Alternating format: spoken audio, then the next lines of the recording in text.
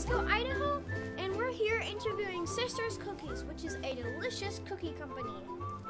And let's head in. Hi, I'm River. And I'm Terran. And today we're at Sisters Cookies with the Cookie Lady. Yay! And we're here to interview her. Yeah. We spent a little time making snickerdoodles and saw everybody else making cookies, and it's a really cool company, and I'm excited to interview you.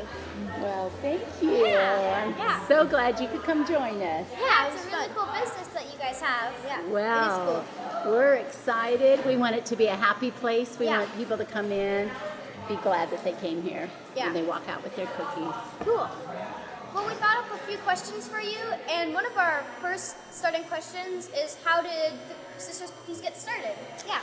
Well, my husband worked at the post office, and one day I sent cookies with him for his friends that he works with. Yeah. And they came home and said, those cookies were particularly good. You should sell them at farmer's market. And I thought, I don't want to sell cookies at farmer's market, but I think it'll be good for our girls. So our two girls were 7 and 11 at the time.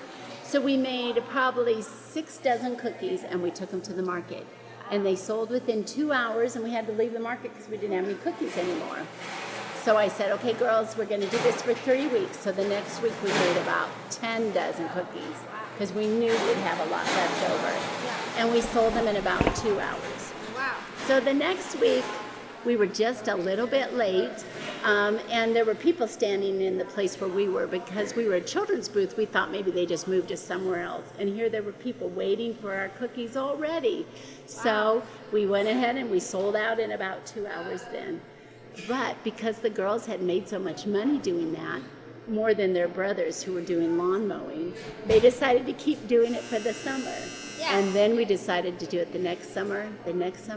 And then pretty soon, coffee shops, Rose Hours asked if they could sell our cookies. And that's when we had to make a decision. Remember, I said when you go to wholesale where somebody else sells your cookies, that changes everything. You can no longer bake at home. You have to bake in a commercial kitchen. You have to have labeling and a lot more complications. But we made that commitment. We decided to do that. And so now we've been in business 11 years. Cool. We've had our own bakery for about 5 years, and that's made it super fun. Wow.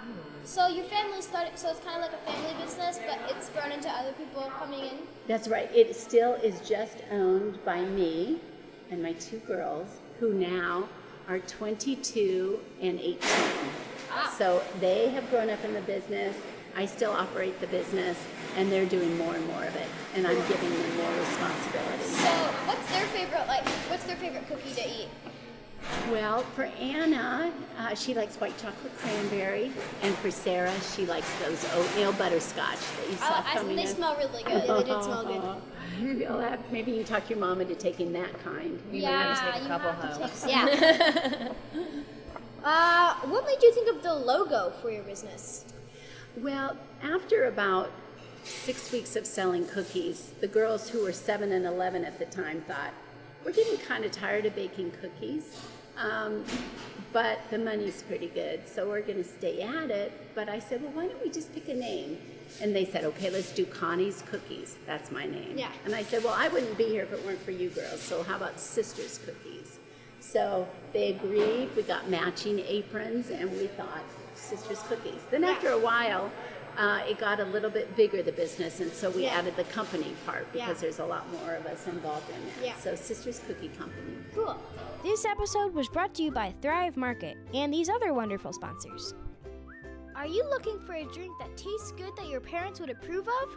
Good news! Farmer's Juice is the perfect choice. It's organic, full of healthy ingredients, and definitely parent approved. The best part, though, is that it tastes even better than sugary drinks. Give it a try at GoGreenfields.com/farmersjuice. And if your parents use coupon code GoGreenfields, they can get $8 off their first box.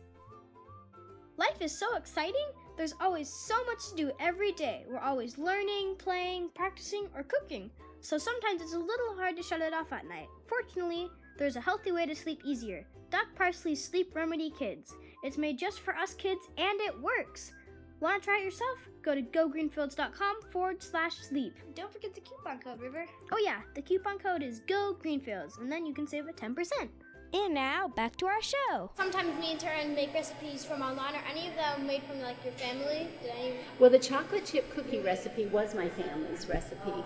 And when I make the cookies at home and put them on a rack and cool, they worked fine. But by the time I baked them, froze them, packed them, loaded them in the car, took them downtown, set them up, and a little boy would eat one, it kind of fell apart on him because it was 90 degrees out. Yeah. And these weren't very, what I call, market stable or steady cookies. Yeah.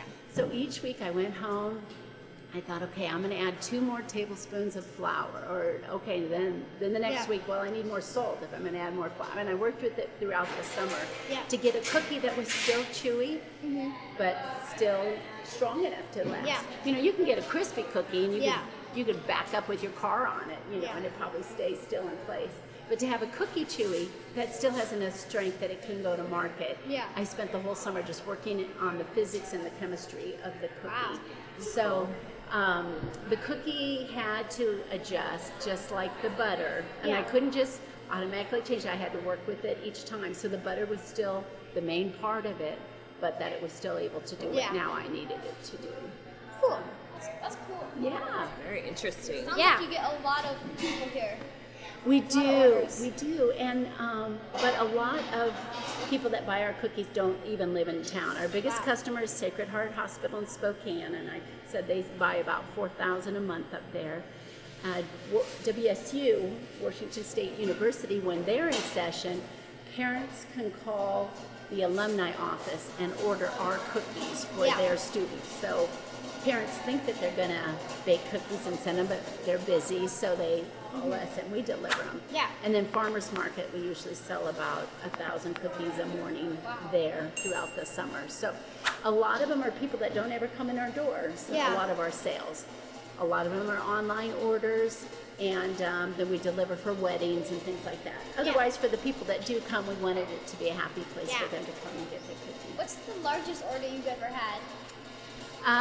Well, Sacred Heart ordered their own cookies, plus they ordered 3,000 for their staff. So in one order, they put in 10,000 cookies. Wow. And that was last Christmas. How long did that take you to make? Well, we had to call in extra baking ladies to do extra baking sessions. So they usually give us a month's heads up on that. Yeah. And it took pretty much the whole month to do that order for us. So, crazy. because we don't normally do that much, but that was in addition to our already busy Christmas season. So super fun. A lot. Have you ever had a batch of cookies that, like, you had to make a ton of cookies? Have you ever had a batch that just didn't work and you had to throw them all away? Yes. Before I have mixed, the frosted sugar cookies look just like snickerdoodles, and I've mixed those up before. And, you know, one of them gets pressed out flat, that's the sugar. The other one gets rolled in the cinnamon and sugar. And both batches turned out terrible. They did. There was no remedy for that. But in the early days when I was changing recipes and creating them on, believe me, there were a lot of failed batches then because I said, okay, I guess we can't go that direction, or I need to go another direction too. So. What is your favorite part of making the cookies or cooking them? Actually, the favorite part of the business is not even making the cookies anymore. Oh. It's decorating, the packaging, and the baskets, and the gifts. And a lot of times we're asked to do weddings cookies, so they give us their own turquoise ribbon or whatever it is. So I really love the packaging part of it. I like decorating stuff too. So Yeah. That would probably be my favorite. Yeah. And that changes it more than just a picnic cookie to something that's a little more elegant. Our cookies are a little bit more gourmet because it's more expensive to use just all butter, but we're committed to that. That's what we love. It's more natural. It's just all around yummy. Cool. So did you have like customers coming in here before Corona, or has Corona kind of like changed to like online orders? Yes, we have picked up more online orders. We have less orders from the hospital because they no longer feed anybody but their own staff. So that number is smaller. Farmers market is smaller. Yeah. In fact, they canceled the first 2 months of market. So that was different. And then Washington State University students did not come back to campus. So it has impacted us this year. But one of the fun things is we have decided to double our staff on one day. Rather than have 2 medium days, we have 1 large day. And that required going from about 6 women here to 14 women usually in a day. And that took some calculations and math and logic just to figure out what stations, how to keep all the stations moving simultaneously. Yeah. And that was super fun. So that's one thing we're really thankful for COVID for, was helping us be more efficient with our time here. Yeah. Plus, it's just way more fun to have more people. So how many cookies do you like have? Do you have like butterscotch flavor and chocolate chip? How many total like flavors of cookies do you have? Well, for some reason, when you talk about cookies, they talk about dozens. Yeah. And so like eggs. we have, that's exactly right. So we have what we call 12 classics. Those are the kinds we already have. Yeah. Always have. Then we have 12 rotating cookie of the month. So for Valentine's, it's a Valentine one. For Christmas, they're Christmas. For fall, we have pumpkin cookies and things. So we have our 12 classics, 12 rotating cookie of the month, and those are different. Yeah. Then we have 6 gluten-free, and then we have about 6 or so that I have used before that we're not using right now for some reason or another. So I don't know, 35 kinds of cookies. Wow. So for a whole year and a half, I only did chocolate chip because it took me so long to figure it out. Yeah. I didn't want to jump into other kinds, but pretty soon I understood how to work with the recipe, and so now we have probably 35 kinds. What's your favorite seasonal cookie? Oh, definitely fall. Fall would be mine. okay. We do the toffees and the pumpkins Yummy. and the That sounds caramels and Caramel. yeah. I love caramel. Yeah. Having caramel in a cookie is like 2 desserts. Yeah. It is. Or butterscotch. Yeah. Oh, yeah.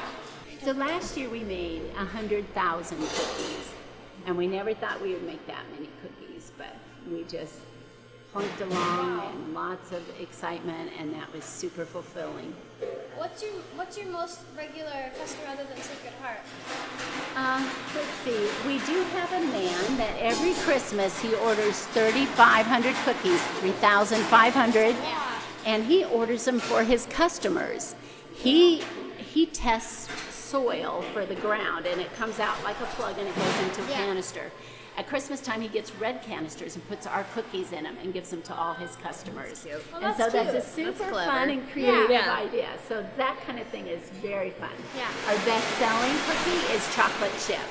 Always, forever, it's always chocolate chip. Too bad you don't like chocolate. So one of our last questions is, how long do you think you'll be running the business of Sisters Cookies?